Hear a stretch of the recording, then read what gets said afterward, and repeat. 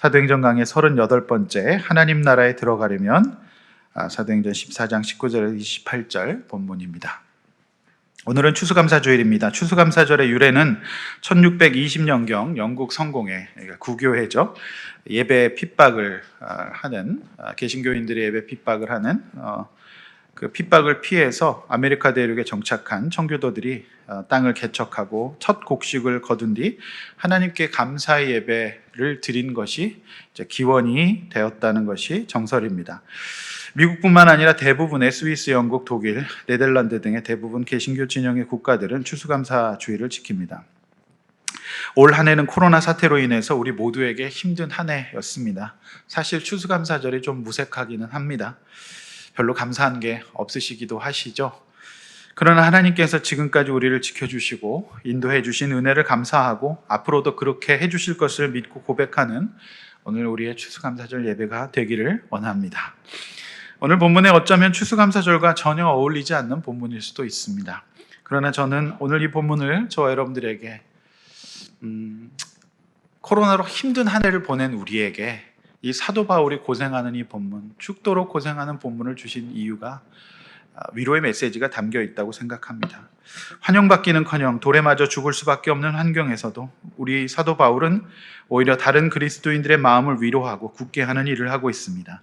어떤 환난과 핍박도 그의 믿음과 사명을 꺾을 수는 없기 때문입니다. 저는 오늘 하나님 나라에 들어가려면이라는 제목으로 말씀을 함께 나눌 건데요. 사도 바울이 1차 전도여행의 끝을 기록한 이 본문이 전하는 메시지가 무엇인지를 함께 살펴보면서 지금까지도 우리를 인도하시고 보호해 주시는 하나님의 은혜에 감격하는, 또 감사하는 오늘 예배가 되기를 소원하는 것입니다. 본론의 첫 번째로 하나님 나라에 들어가려면 예수의 흔적이 있어야 한다는 것입니다. 자, 본문 19절에서 22절 말씀을 다시 한번 정독하겠습니다. 시작. 유대인들이 안디옥과 이고니온에서 와서 무리를 충동하니 그들이 돌로 바울을 쳐서 죽은 줄로 알고 시외로 끌어내치니라. 제자들이 둘러섰을 때 바울이 일어나 그 성에 들어갔다가 이튿날 바나바와 함께 더베로 가서 복음을 그 성에서 전하여 많은 사람을 제자로 삼고 루스드라와 이고니온과 안디옥으로 돌아가서 제자들의 마음을 굳게 하여 이 믿음에 머물러 있으라 권하고 또 우리가 하나님의 나라에 들어가려면 많은 환난을 겪어야 할 것이라 하고. 네, 감사합니다.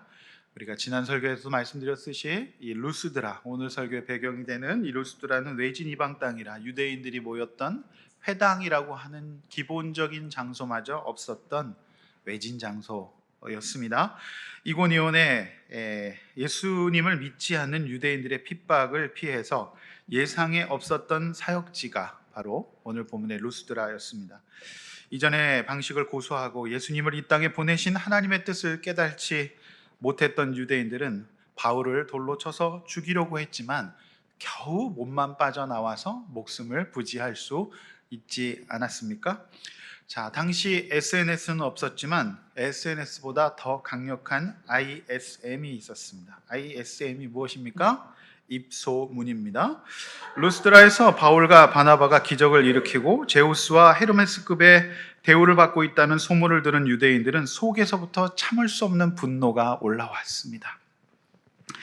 그 자리에서 바로 처단하지 못한 것이 유대인들은 한이 되었습니다. 그래서 그들은 먼 거리를 마다하지 않고 이곳까지 원정으로 온 거죠. 쫓아왔던 거예요. 그래서 바울과 바나바를 처단하려고 합니다. 그래서 오늘 이 지역에 있는 사람들, 루스드라에 있는 사람들을 충동합니다. 이고니온의 사람들이 원정 출장으로 와서 바울과 바나바를 몹쓸 사람으로 만들고 있습니다.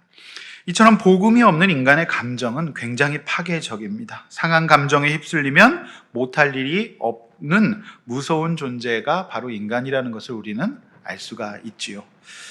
자, 이번에는 피할 길이 없었던 것 같아요. 설마 그들이 이곳까지 원정을 오리라고는 생각을 하지 못했던 것 같습니다. 결과는 루스드라의 연약한 사람들이 이 충동에 넘어갔던 것 같습니다. 그들을 섬겼던, 그들을 살렸던 바울 일행을 우상처럼 받들었던 어제에 비해서 오늘은 천하의 몹쓸 사람으로 여기고 돌로 치려고 달려드는 그런 모습을 볼 수가 있습니다. 그게 바로 예수의 흔적이죠. 이번엔 피할 길이 없었던 것 같아요. 속수무책으로 바울은 돌을 맞습니다. 거의 죽을 때까지 돌을 맞았던 것 같아요.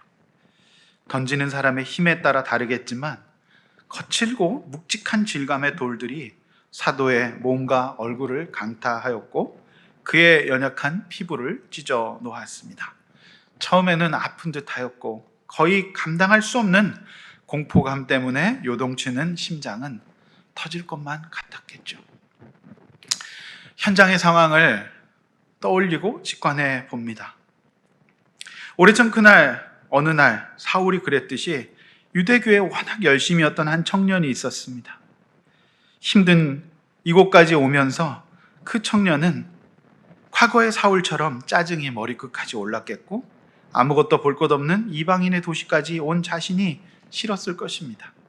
이번에야말로 저 바울이라고 하는 자를 처단하리라 다짐했을 것입니다. 그래서 유독 크고 모서리가 날카로운 돌을 집어들었고 유현진급의 투구폼으로 체중을 실어 던집니다. 피부뿐만 아니라 그의 뼈까지 산산조각 내 놓았을 것입니다. 때로는 사도 바울의 장기들까지 파괴되었을지도 모릅니다. 군중들은 피를 보자 흥분했고 그 군중과 집단은 더욱더 이성을 잃어갔습니다. 여러분, 이때 바울은 무슨 생각을 했을까요? 돌을 맞으면서 무슨 생각을 했을까요? 이 본문을 그냥 읽을 것이 아니라 돌을 맞고 있는 바울의 마음은 어떨까를 생각해 봐야 합니다. 사람은 위기의 순간에 의외로 많은 생각을 하게 된다고 합니다. 저는 바울이 자신처럼 돌을 맞고 순교하신 스데반 집사님이 생각나지 않았을까라는 생각이 듭니다. 스데반 집사님의 이 쓰러져가는 그 모습이 생각나지 않았겠습니까? 이런 감정도 들었을 것 같아요. 내가 스데반 집사님을 이렇게 힘들고 고통스럽게 돌아가시게 했구나. 미안한 감정이 들었을 것 같아요. 그리고 그는 스데반 집사님 곧 천국에서 만나요. 그리고 죄송했어요. 제가 잘 몰라서 그랬어요. 아무에게도 들리지 않는 작은 목소리로 돌을 맞는 바울은 그렇게 읊조리지 않았을까요? 제대로 먹지도 못하고 자지도 못한 장기간의 여행이었습니다. 극도의 스트레스 가운데 늘 첩보작전급의 도망을 해야 했던 그런 여행이었어요. 이 세상에서 가장 고통스러운 여행자였습니다. 그의 몸 상태가 돌을 맞기 전에도 좋았을 리 없고 이내 그는 돌을 맞은 지 얼마 안 돼요. 곧 의식을 잃게 됩니다. 슬픈 지혜라는 말이 있습니다. 슬픈 지혜. 지혜는 기쁜 건데 슬퍼요. 왜 지혜가 슬픈 걸까요? 사도 바울은 너무나도 쉽게 초죽음이 되었던 것 같아요. 그래서 모든 사람들이 의심하지 않고 죽었다라고 생각했습니다. 대항하거나 거부하지 않았습니다. 워낙에 고된 여행길 가운데 있었기 때문에 너무 쉽게 꼬꾸라졌어요. 그런데 아이러니하게도 그것이 그를 살립니다. 그래서 슬픈 지혜입니다. 사람들이 누가 봐도 죽은 것으로 이미 보였기 때문입니다. 여러분, 십자가에서는 힘을 빼야 합니다. 고난 중에서는 악을 쓸 것이 아니라 차라리 잘 맞고 쓰러지는 것이 좋습니다. 나도 어쩔 수 없는 예상치 못한 돌멩이 앞에서는 힘을 빼십시오. 나도 살겠다고 같이 투석전을 벌인다든지 나도 돌을 집어드는 순간 더 많은 군중이 나에게 돌을 던질 것입니다. 그래야 힘을 빼야 살 수 있어요. 그래서 저는 이것이 슬픈 지혜인 것 같아요. 그래서 십자가가 빨리 끝나려면 어떻게 될까요? 버티면 안 돼요. 힘을 빼시기를 바랍니다. 악을 쓰지 마시길 바랍니다. 사도 바울이 이내 돌 맞고 그냥 쓰러져서 정신을 잃었어요. 네. 사람들은 바울이 당연히 죽은 줄로 알고 시외로 끌어다 버렸다라고 얘기합니다. 시외로 끌어다 버렸다. 이 집단적이고 이성을 잃어버린 한 사회 폭력 앞에서 무기력했던 제자들이 시외로 끌림당해서 버려진, 지금으로 치면 서울이면 저 망우리 고개 밖에다가 갖다 버린 거예요. 망우리 어딘지 모르시죠? 강북 사는 사람들은 다 압니다. 공동묘지가 많은 동네예요. 거기다 이제 버린 거예요. 그러니까 이제 제자들이 그 죽었다고 생각한, 여러분 돌을 그렇게 맞았으니까 골절도 됐을 거고 장기도 파열됐을 거고 뭐 어언데 다 터져서 엉망진창이 아니었겠습니까? 그 시신 앞에 둘러섰어요. 자, 그 시신 앞에 둘러선 이들의 마음이 어떤 것이었을까요? 그러니까 사도 바울이 전한 복음을 듣고 예수를 믿게 된 제자들 아닙니까? 제가 볼 땐 첫 번째는 미안함이었을 것 같아요. 미안함. 그러니까 함께 하지 못한 것에 대한 미안함. 그러니까 선생님이 돌 맞을 때 가서 돌을 막아주지 못하고 나도 제자라고 우리 선생님께 돌을 던지지 말라고 이야기하지 못했던 것에 대한 미안함이 있지 않았을까요? 그러나 저는 두 번째 마음이 더 컸을 것 같아요. 이 두 번째 마음은 아직 믿은 지 얼마 안 된 제자들이잖아요. 그래서 혹시 나도 예수 믿다가 저 선생님처럼 죽음이 되어 있지 않을까?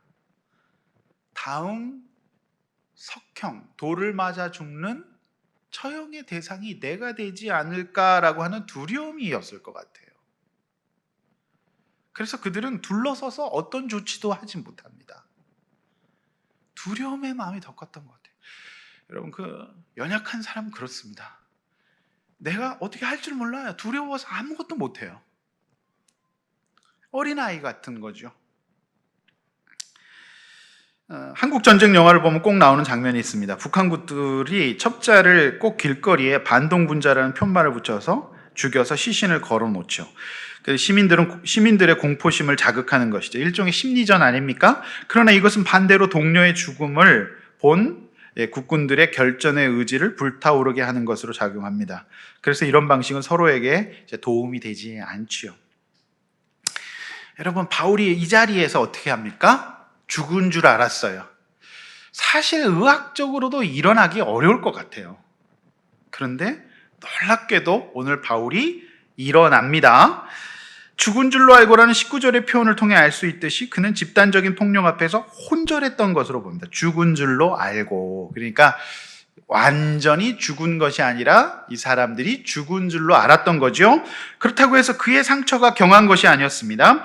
고린도후서 11장 24, 25절과 갈라디아서 6장 17절 말씀에서 바울은 자신이 겪은 끔찍한 경험을 이렇게 서술합니다. 이날의 경험이죠. 한번 말씀 한번 읽어보겠습니다. 시작.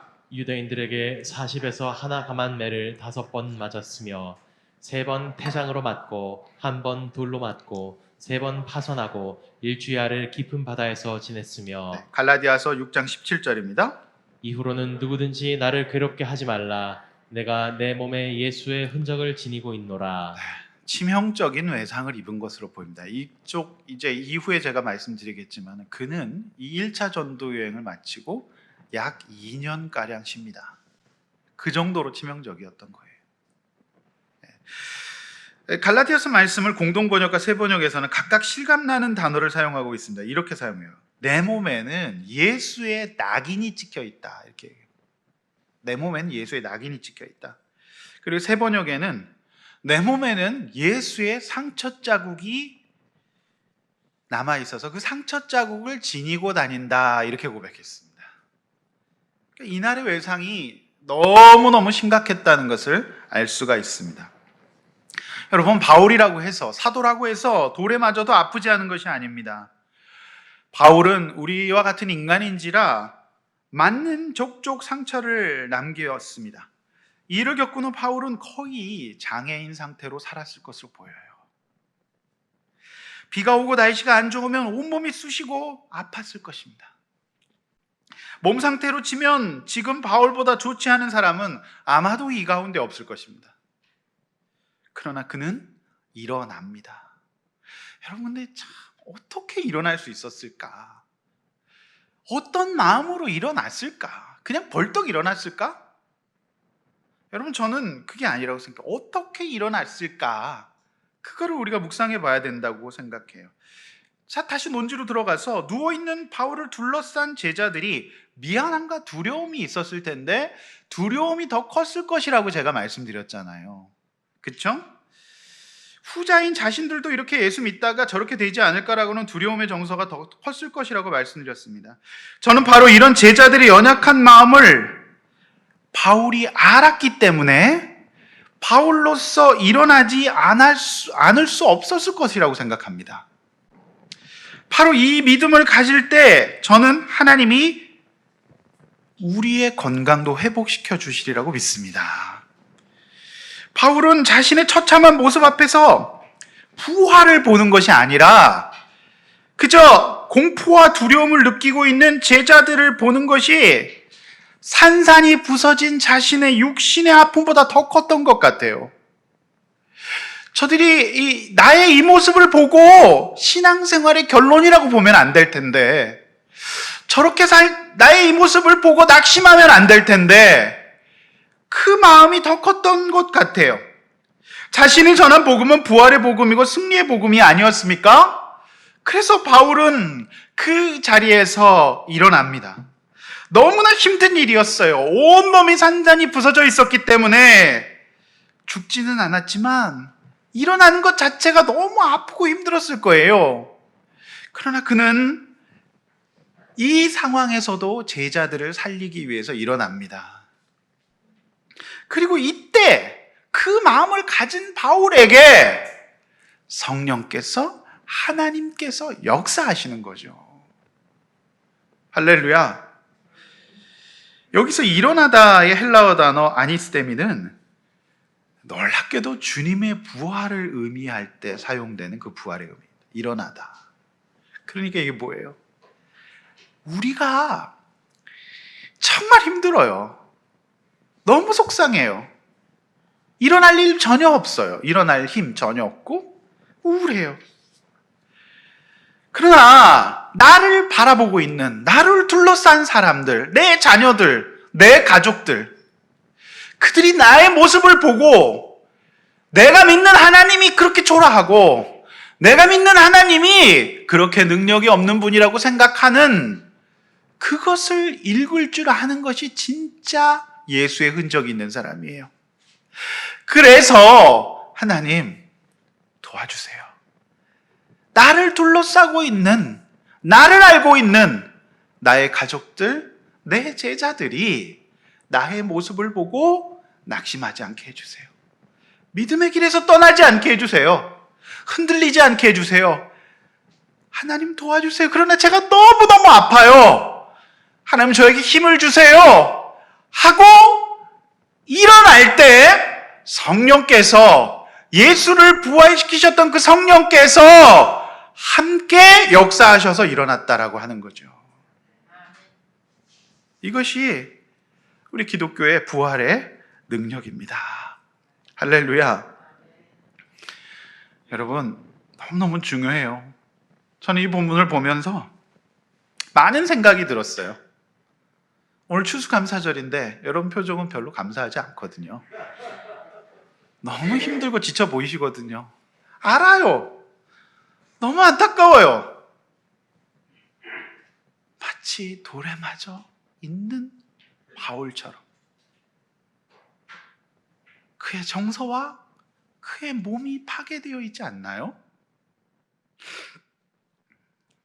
여러분, 근데 참 놀라운 거는요, 바울은 여기서 한 걸음 더 나아가요. 사실 이 본문을 보면서 전 진짜 할 말이 없더라고요.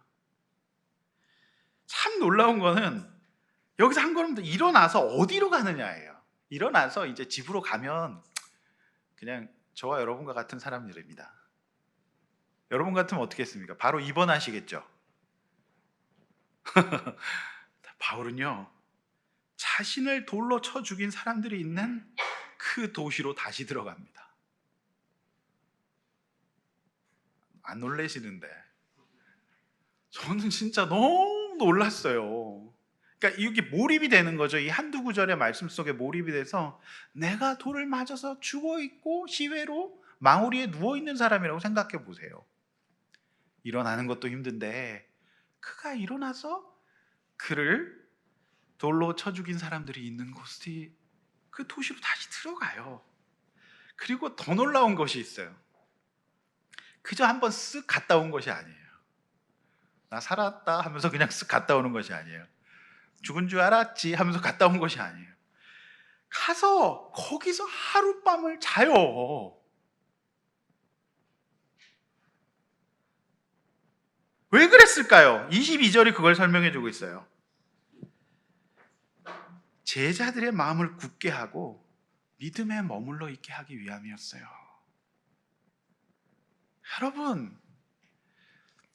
여러분이 여러분을 바라보고 있는 제자들이 있어요. 자녀들과 여러분들이 믿음 생활을 보고 있는 사람들이 있단 말이에요.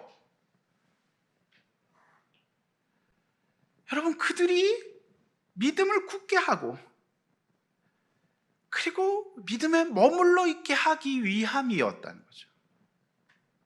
여러분, 그것이 바로 하나님 나라에 예수의 흔적을 갖고 들어가는 사람들의 모습이에요. 여러분 어떻습니까? 지금 사도 바울은요, 예수님처럼 예수의 흔적을 갖고 자신을 부인하고 자신의 말로 하는 설교가 아니라 자신이 살아있다는 것을 몸으로 하는 부활의 설교를 하고 있는 거예요. 과연 내가 누구를 두려워하고 있는지를 보여주고 있는 거죠. 나는 돌을 던지는 사람들을 두려워하지 않는다. 과연 누가 최종적인 승리자인지를 보여주고 있는 것입니다. 할렐루야. 저는 이 본문을 보면서 사도 바울의 이 고생을 읽고 있는 2000년 후에 한 작은 후배 목회자로서 이 사도 바울의 모습에 이 고난에 될 것도 아닌 약간의 스트레스를 겪는 자로서 얼마나 이 본문이 저에게 위로와 소망과 모델이 되는지 모르겠습니다.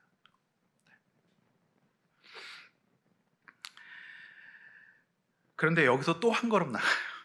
여기서 그치지 않고 바울은 그 아픈 몸을 이끌고 여러분 96km를 고스란히 걸어요. 차가 어디 있습니까? 차가 어디 있어요? 루스드라 교회에는 주차난이 없습니다. 왜? 차가 없으니까요. 가난하고 힘없는 사람들의 동네인 더베로 갑니다. 또 한 동네인 더베로 96km를 걸어갑니다. 돌 맞고 골절에 온전한 치료도 못 받았을 텐데 걸어서 또 가요. 할 말을 잃어버립니다. 그런데 참 여기서 위안이 되는 건요, 그 옆에 누가 있었죠? 성경 분명히 바나바와 함께 갔어요. 이때 그냥 노란 바나나 우유 하나씩 먹으면서 갔지 않았을까. 너무 사랑이니까요. 그래서 바나바가 함께 갔기 때문에 가능한 길이었던 것 같아요. 그래서 여러분 힘들 때 우리 동역자와 공동체 이렇게 중요한 것 같아요. 여러분 함께 갑시다. 여러분 혼자 있지 마시고 함께 갑시다. 여러분에게 힘이 되어 드릴 수 있기를 원합니다. 그래서 함께 가야 돼요. 이 모든 과정을 루스드라의 제자들이 지켜보았습니다. 그러니까 여러분 보세요. 이 동네가 참된 신자가 나오겠습니까? 안 나오겠습니까? 나오죠. 이런 바울의 모습을 본 저들이 예수의 참된 제자가 되지 않는 일이 이상할 지경이었어요. 저와 여러분의 지경에, 저와 여러분의 주변에 참된 신자가 나오지 않는 이유는 뭘까요? 저와 여러분이 이렇게 살지 않기 때문이에요. 이런 불굴의 믿음과 하나님의 은혜가 만나서 2000년 기독교 역사상 가장 위대한 사도 바울이 나온 것이죠. 그리고 기독교회가 탄생한 거예요. 하나님은 사도 바울의 전도 여행에 역사하셨어요. 많은 사람들이 제자가 됐습니다. 그리고 오늘 저와 여러분이 읽은 본문에서 드디어 1차 전도 여행이 마무리되고 1차 전도 여행의 회군이 이루어집니다. 돌아갑니다. 하나같이 그들에게 반감을 품었던 루스드라, 이고니안, 피시디아, 안디옥으로를 다시 들어갑니다. 다시 들어가요. 여러분 욕 한 번 먹으면 안 들어가지 않습니까? 우리가. 근데 그곳으로 다시 들어가요. 그리고 다시 양육해요. 22절이 그것이죠. 바울도 왜 자신의 몸을 때리는 치명적인 돌멩이 앞에서 마음이 무너지지 않았겠습니까? 믿음 때문에 당하는 그 고난 앞에서 왜 흔들리지 않았겠습니까? 여러분, 22절에 마음을 굳게 하고 믿음에 머물러 있으라는 이 말은 자신에 대한 선언이자 제자들에 대한 권면이었을 것 같아요. 그리고 그는 잠잠하고도 비장하게 크게 마르고 피딱지가 붙은 미처 아물지 않은 상처가 있는 입술로, 이렇게 떨리는 입술로 얘기합니다. 우리가 하나님의 나라에 들어가려면 많은 환난을 겪어야 합니다. 여러분, 진주가 어떻게 생겨나는지 아십니까? 진주? 혹시 오늘 진주 목걸이 하신 분 계십니까? 제가 보니까 잘 안 보이시는 것 같은데. 여러분, 진주는요, 조개의 상처로 생긴 것이라고 해요. 돌 같은 이물질이 조개 속에 들어오면 조개는 그것을 감싸기 위해서 체액을 분비해요. 그 체액이 쌓이고 쌓여서 단단해진 것을 진주라고 합니다. 즉, 진주는 상처가 주는 고통을, 그 연한 살을 지키기 위해 그 상처가 주는 고통을 아름다움으로 승화시킨 결과물이에요. 사실 진주 목걸이 굉장히 잔인한 겁니다. 얼마나 고생해갖고 만든 건데, 그 조개가 자기를 지키기 위해서 그렇게 한 겁니다. 그러니까 바울은 진주와 같은 사도인 거죠. 사랑하는 성도 여러분, 믿음이란 무엇일까요? 따라서 해봅시다. 믿음이란 답이 공개될 때까지 불확실함을 견디는 것이다. 이게 믿음이에요. 믿음의 용기가 위험 속에서 드러난다는 사실을 우리 선교사 리빙스턴을 통해 확신할 수 있습니다. 리빙스턴 선교사님은 아프리카 잠비아에서 10년 동안 전도한 끝에 겨우 한 사람의 성도를 얻습니다. 그 한 사람의 성도를 얻기까지 대가는 혹독했어요. 길도 없는 밀림을 지나다가 나뭇가지에 찔려 한쪽 눈을 실명합니다. 한 번은 밀림을 걷다가 사자에게 어깨를 물려 죽을 뻔한 적도 있었습니다. 게다가 두 아이와 아내마저 풍토병으로 잃습니다. 그럼에도 리빙스턴은 선교지를 떠나지 않았습니다. 그의 삶은 오늘 본문의 바울과 맞닿아 있습니다. 리빙스턴과 바울은 믿음의 경주를 쉬지 않았고 결승선을 바라보고 있습니다.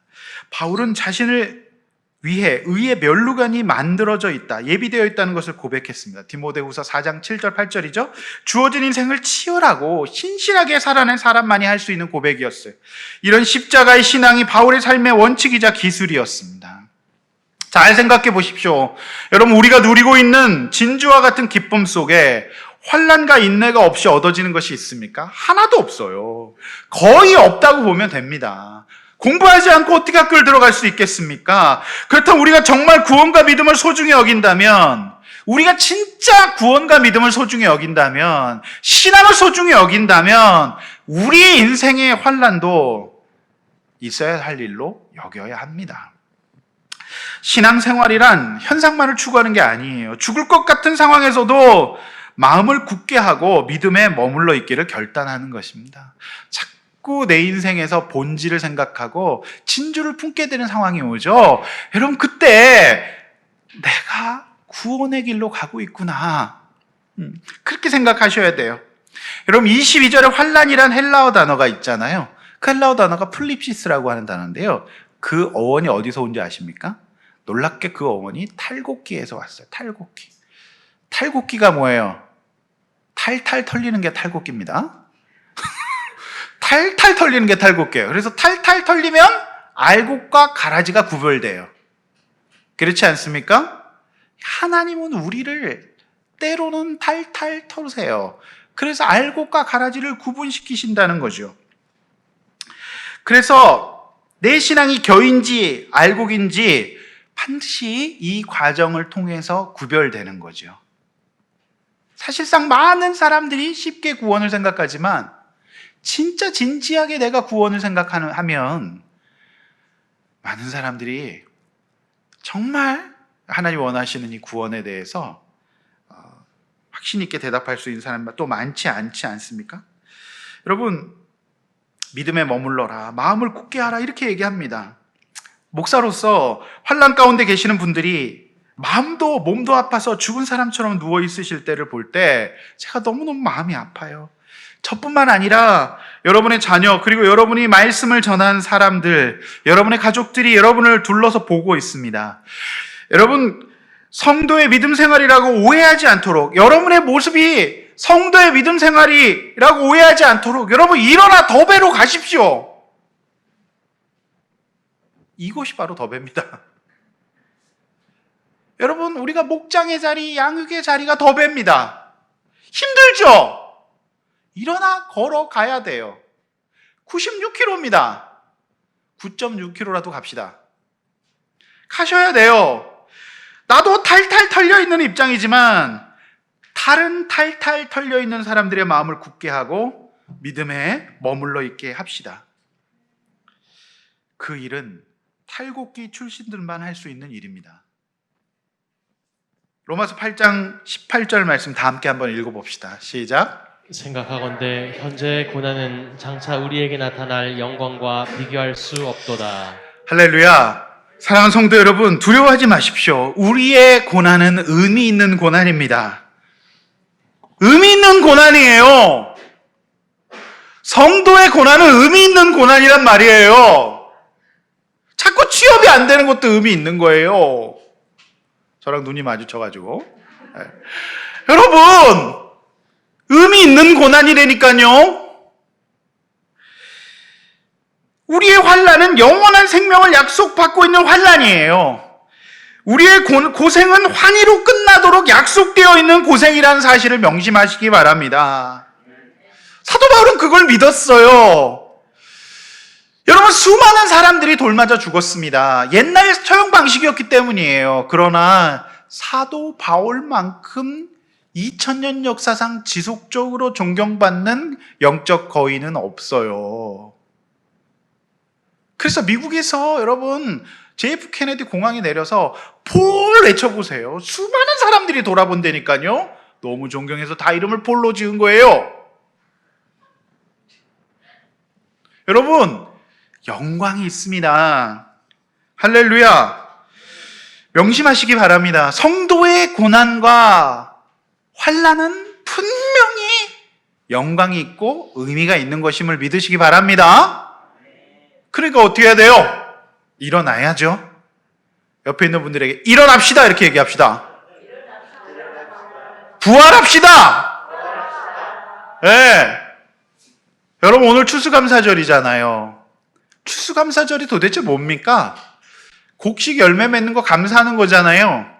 근데 잘 생각해 보세요. 이 밖에 있는, 아웃도어에 있는 이 식물들 보세요.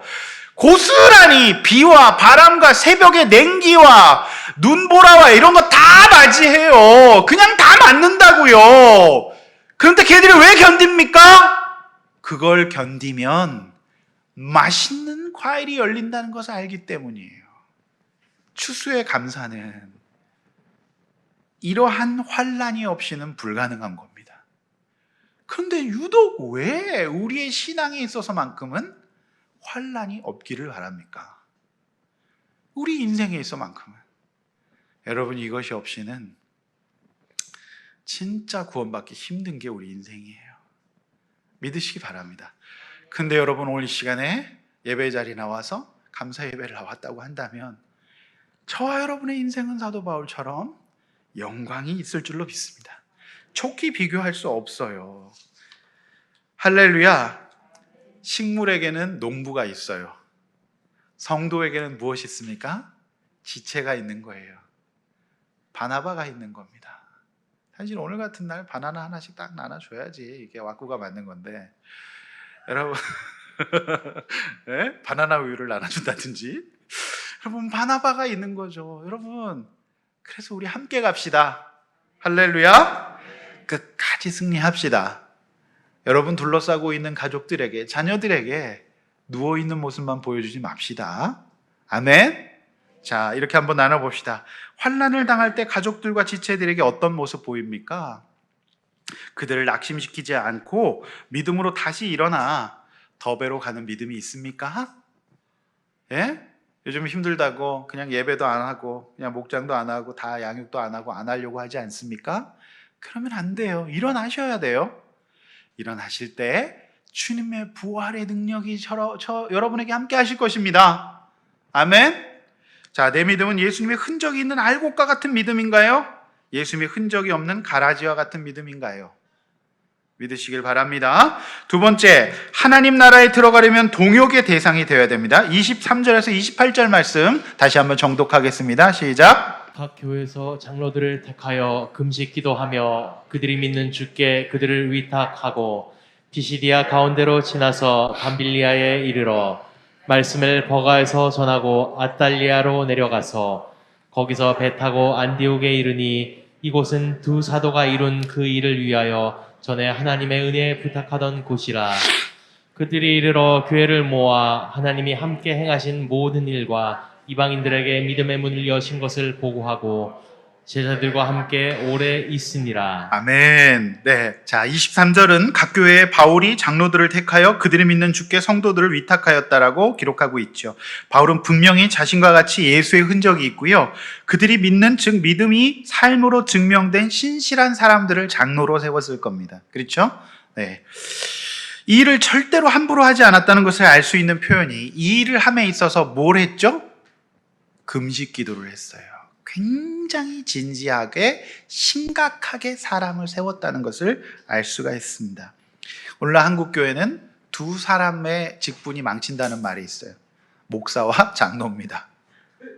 목사와 장로만 깨어있으면 한국교회는 개혁된다는 말이 있지 않습니까? 근데 사도 바울은 금식 기도하면서 진짜로 그 자신과 같은 삶의 흔적이 있는 사람들을 장로로 세웠을 것 같아요. 사도를 대신하여 목양을 감당할 사람들이었기 때문에 성도의 구원이 달린 문제였기 때문에 이렇게 할 수밖에 없었을 거예요. 여러분, 우리 교회는 장로교회입니다. 대한예수교 장로회입니다. 우리 교회도 이런 신실한 장로님들이 세워지는 그 영광스러운 날이 속히 올 수 있기를 소원합니다. 아멘. 자, 옆에 있는 분들에게 장로님 이렇게 한번 불러보세요. 네. 오장로님, 네, 우리 권장로님 이렇게 하면서 성장로님 이렇게 우리가 여러분 장로가 되셔야 돼요. 믿음으로 정말로 예수의 흔적을 갖고 사는 사람이 장로입니다. 아멘. 바울과 바나바는 다시 비시디아로 들어갑니다. 그동안 복음을 전해온 것을 다시 말씀으로 다지러 갑니다. 복음을 전하지 못했던 요한이 떠났던 장소이죠. 13절에 버가에 복음 못 전했잖아요. 거기 전염병이 많이 붙어가지고, 그죠? 그래서 그곳에 가서 말씀 전해. 14절. 모든 과정이 하나님의 계획과 섭리였습니다. 26절에 바울 일행은 배를 타고 처음 자신들이 파송했던 안디옥 교회로 돌아옴으로써요, 파란만장했던 1차 전도 여행이 마무리가 됩니다. 여러분, 자료 화면 한번 보십시오. 1차 전도 여행의 끝입니다. 자, 그래서 이렇게 이 시리아 안디옥에서 출발해서 이렇게 바보섬으로 갔다가 버가에 갔다가 비시디아 안디옥, 그 다음에 이고니온 더베까지 갔다가 다시 돌아오는 일정입니다. 요 일정 얼마나 파란만장했습니까? 이렇게 이제 오늘 본문에서 1차 전도 여행이 마무리가 되고 있습니다. 자, 바울의 전도여행 과정이 순탄하지 않았습니다. 그를 향한 거부감과 핍박도 많았어요. 그런데 돌아오는 길에 바울은 그것을 다시 다 들어가요. 정말 대단합니다. 이것이 믿음이에요. 이것이 제자의 길이에요. 그래서 제가 볼 때는 하나님이 가라고 하시는 곳은요, 내가 좀 가기 싫은 곳이 하나님의 가라고 하신 뜻일 수 있을 가능성이 굉장히 많아요. 여러분, 우리 인생이 망가지는 길은 뭔지 아십니까? 내가 가고 싶은 것만 가면 그렇게 됩니다. 잘 명심하십시오. 이것이 예수의 흔적을 갖고 있는 사람들의 삶이에요. 때론 우리의 가정이, 여러분 저 보세요. 고개 들어 절 보십시오. 가정과 직장이, 학교가 그렇게 느껴질 때도 있어요. 네. 그러나 하나님의 사명을 완수할 때까지 여러분 그곳에 들어가시기 바랍니다. 아멘 하십시오. 이 말씀 듣고 아멘 해야 될 사람 크게 아멘 해야 되는데 안 하는데 지금. 여러분 가정과 직장과 학교로 들어가십시오. 네. 그래야 구원을 받습니다. 그게 예수의 흔적이에요. 어렵단 말이죠. 이해하셨죠? 네. 27, 28절에서 돌아온 바울 일행은 자신을 파송한 안디옥 교회에서 선교 보고합니다. 자, 선교 보고의 요지는 하나님께서 확실하게 이제 이방 선교의 시대를 여셨다라고 하는 거예요. 이게 이제 보고의 요지가 되겠습니다. 그 당시만 했어도 유대인들에게만 구원이 있다라고 하는 선교 신학이 있었잖아요. 근데 그 선교 신학의 전환점입니다. 가보니까 이방인들이 구원을 받더라. 그렇게 이제 확실히 보고합니다. 그리고 본문에 28절에 제자들과 함께 오래 있다라고 합니다. 근데 이 바울 연구가들은 이때 바울의 활동이 한 2년 정도 정지된 것으로 연구 결과가 나와요. 그러니까 오래 있었다는 게 2년 정도 푹 안식을 합니다. 그러니까 뭐예요? 그 정도로 험난한 과정이었다는 거예요. 뼈가 붓고 이제 장기가 회복되고 이러는 데 있어서 굉장히 시간이니까 엄청나게 많이 다쳤던 것으로 보여요. 그래서 진짜 푹 쉬면서 그가 이제 2차 전도여행을 준비하죠. 바울의 안식년은 2년이었습니다. 오늘 우리 선교사님들 지금 1년 안식년인데 돌을 안 맞으시니까 지금 1년 쉬시라고. 돌 맞으면 2년 쉬어야 된다. 우리가 이제 그렇게 이제 볼 수가 있는 거죠. 돌 맞으면 2년입니다. 네. 농담입니다. 여러분, 그 사도행전의 초대교회가 왜 이렇게 성장했는가를 그 사회학적 관점에서 분석한 책이 있더라고요. 그 책에 보면 미국 베일리 대학교의 그 로드니 스타크 교수가 쓴 책, 기독교의 발흥이라는 책을 보니까 이런 놀라운 내용이 있더라고요.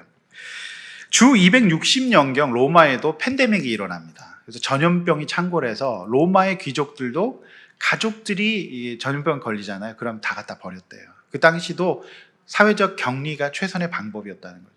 그래서 다 갖다 버리고 아무도 돌보지 않는 거예요. 귀족들도.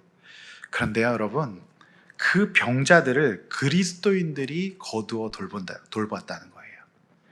그래서 그러다 이제 그리스도인들이 병에 감염되어 목숨을 잃어도 그리스도인들이 그 일을 멈추지 않았대요.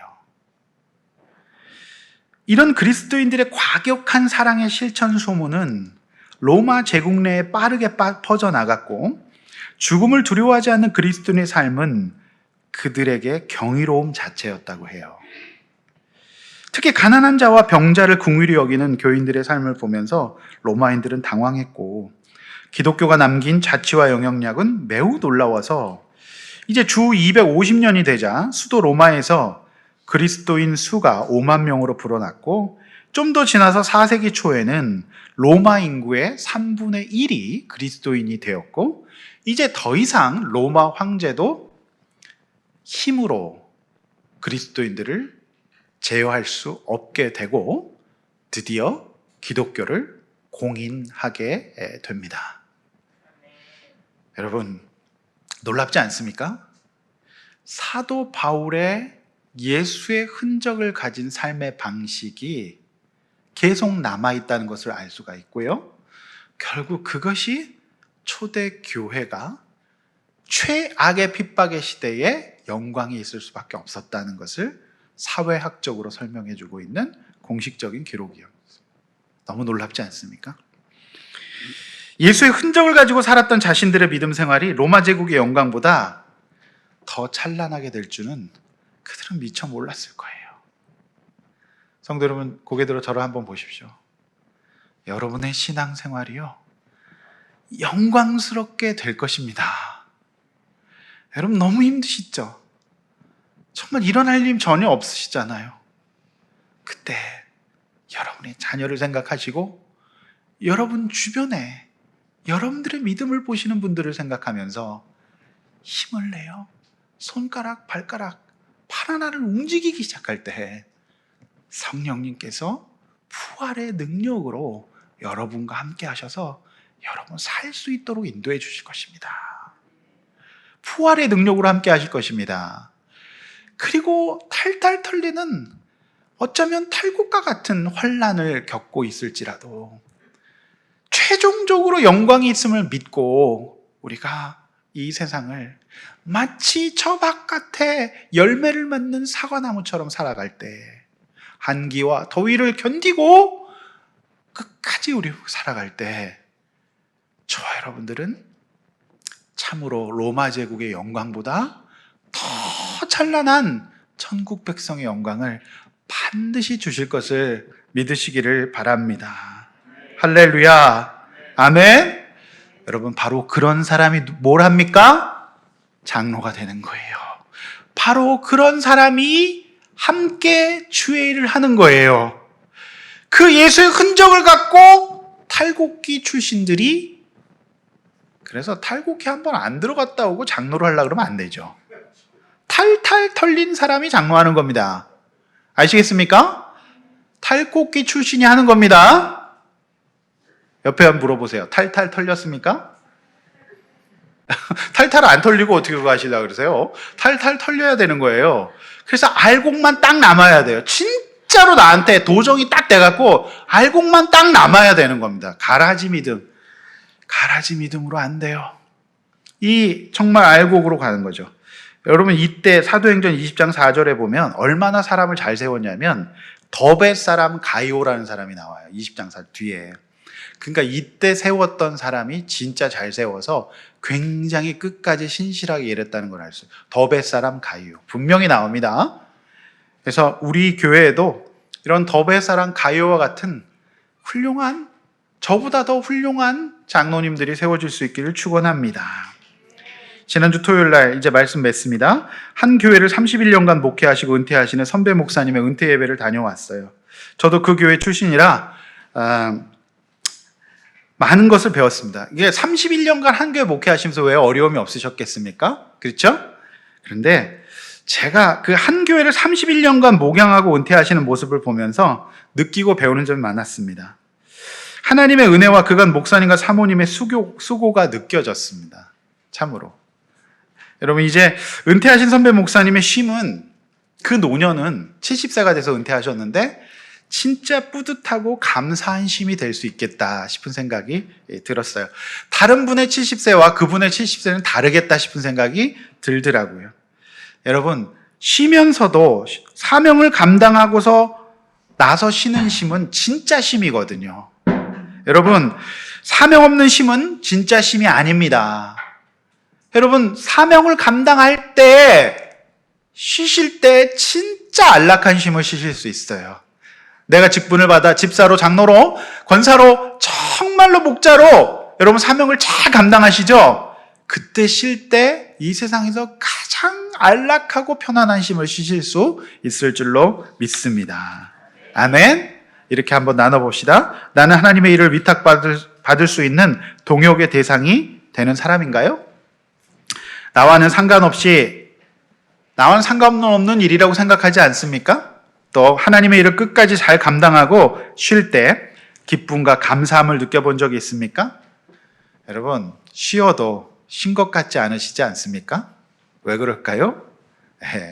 사명 감당하지 않고 쉬면 그냥 놀고 쉬잖아요. 계속 피곤해요. 진짜 쉼은 하나님 앞에서 사명을 감당하고 나서 쉬는 쉼인 줄로 믿습니다. 이 말씀하고 마칩니다. 여러분, 벤자민 프랭클린이 수요일 날도 말씀드렸는데요. 많은 사람들이 25세에 죽었는데 75세에 장례 치른다고 얘기했어요. 무슨 얘기입니까? 여러분, 영적으로 25세 죽어 있잖아요. 평생 그렇게 살다가 그냥 75세에 목숨이 끊어져서 장례 치른다는 거예요. 여러분, 그렇게 살지 않기를 원합니다. 사도 바울은 늘 살아 있었습니다.